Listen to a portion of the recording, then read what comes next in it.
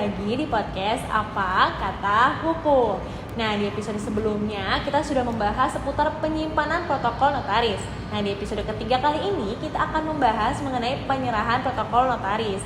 Nah, tentunya di sini gue nggak akan berbincang sendiri aja nih, tapi sudah ditemani oleh Mbak Clara. Nah, halo Mbak. Halo Sahda. Nah, mungkin Mbak Clara boleh nih perkenalan dulu ke teman-teman podcast.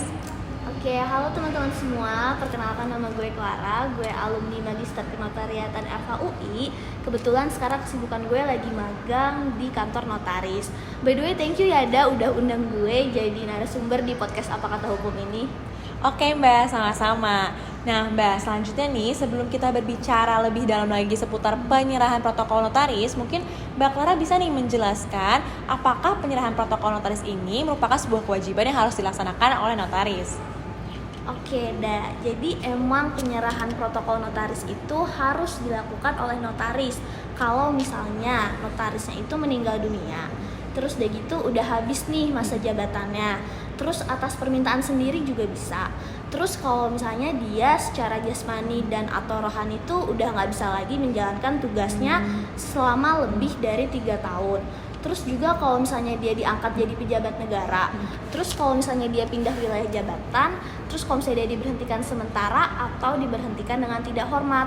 Nah, itu semua tuh diatur dalam pasal 62 UJN. Jadi memang banyak sekali ya Mbak alasan-alasan bahwa protokol notaris itu bisa diserahkan ke notaris yang lainnya, dan itu sendiri adalah suatu kewajiban. Nah, prosesnya itu sendiri bagaimana sih Mbak? Jadi prosesnya itu diatur dalam pasal 63 UU JN. Nah, penyerahannya ini harus dilakukan nggak lebih dari 30 hari. Terus penyerahannya juga harus dibikinin berita acaranya. Nah, berita acaranya ini harus ditandatangani oleh notaris yang memberikan protokol sama notaris yang menerima protokolnya, Da. Nah, terus diserahinnya itu oleh notaris itu sendiri, atau kalau misalnya notarisnya itu meninggal dunia, diserahinnya itu oleh ahli waris notaris itu. Nah, diserahinnya itu ke siapa? Diserahinnya itu ke notaris yang ditunjuk oleh majelis pengawas daerah atau ditunjuk oleh menteri atas usul majelis pengawas daerah. Nah, biar singkat, selanjutnya kita nyebutnya MPD aja kali ya, Da. Wah, boleh banget tuh Mbak, biar kedepannya juga lebih enak, nggak terlalu kepanjangan nyebutnya. Nah, ke pertanyaan selanjutnya nih Mbak, kalau misalnya ada notaris yang melanggar proses penyerahan protokol notaris itu sendiri, konsekuensinya seperti apa sih Mbak? Seperti kalau dia menyerahkannya itu lebih dari waktu yang telah ditentukan, atau dia menolak menerima protokol notaris yang harusnya dia itu terima. Oke, jadi kalau misalnya udah lewat dari batas waktu 30 hari, protokol notarisnya itu belum diserahin, itu tuh nanti MPD yang berwenang buat ngambil protokol notaris itu. Nah, terus udah gitu buat notaris yang menolak, nah sayangnya nih dalam UJN tuh belum ada pasal khusus yang ngatur tentang sanksi buat notaris yang menolak menerima protokol notaris. Nah, tapi nih Da, ada nih di pasal 32, itu tuh pasal tentang penyerahan protokol notaris dalam hal notaris itu hendak menjalani cuti. Nah, di pasal itu tuh disebutin nih kalau misalnya notaris pengganti penerima protokol notaris itu wajib menyerahkan kembali protokol notaris itu setelah masa cuti notaris itu berakhir. Nah, ini berarti dia tuh harus menerima protokol notaris itu dulu dong. Terus udah gitu dia simpan, baru kalau misalnya notaris itu udah habis masa cutinya dia serahin lagi kan. Nah, terhadap ketentuan itu tuh diatur tuh di pasal 32 itu sanksinya. Jadi buat notaris yang melanggar ketentuan itu tuh bisa dijatuhin sanksi berupa misalnya peringatan tertulis, terus juga pemberhentian sementara, pemberhentian dengan hormat, bahkan pemberhentian dengan tidak hormat, Da. Oh, jadi gitu Mbak. Berarti terkait sanksi ini sendiri itu belum mencakup keseluruhannya ya Mbak ya. Jadi baru hanya mencakup terkait penyerahan protokol notaris yang notarisnya itu ingin cuti saja. Ya. Berarti bisa menimbulkan ketidakpastian hukum dong ya Mbak? Iya, bener juga. Terus juga emang dikhawatirkan nih notaris-notaris itu jadi lalai atau abai menjalankan kewajibannya mengenai penyerahan protokol notaris itu. Oh, nah kalau dari Mbak Clara sendiri nih dalam menghadapi permasalahan tersebut, ada saran nggak sih ke depannya itu harus bagaimana? Nah, kebetulan kan gue udah nonton ya nih episode kedua podcast Apa Kata Hukum. Terus di situ Mbak Alfa udah ngejelasin kalau misalnya salah satu permasalahan dari protokol notaris itu mengenai minimnya ruang penyimpanan. Nah, itu tuh berdampak juga nih sama penyerahan protokol. Soalnya kalau nggak ada ruangannya ya gimana mau diserahin kan?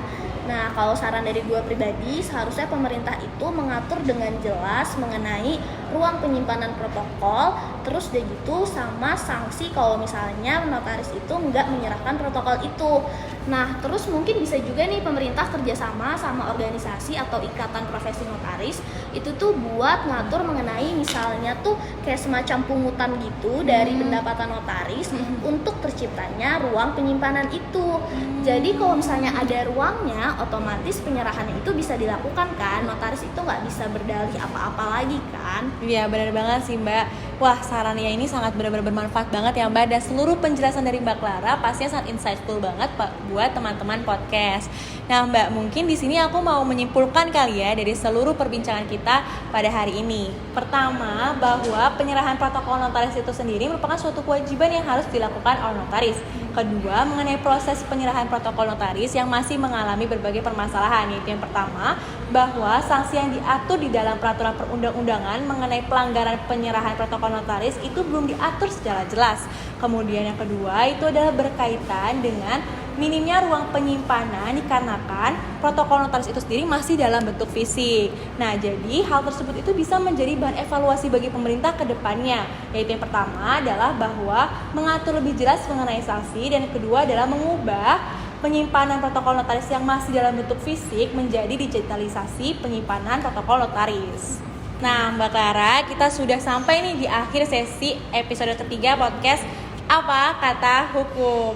Terima kasih banyak ya untuk Mbak Clara karena telah hadir dan berbincang-bincang dengan gue nih ya di dalam podcast Apa Kata Hukum.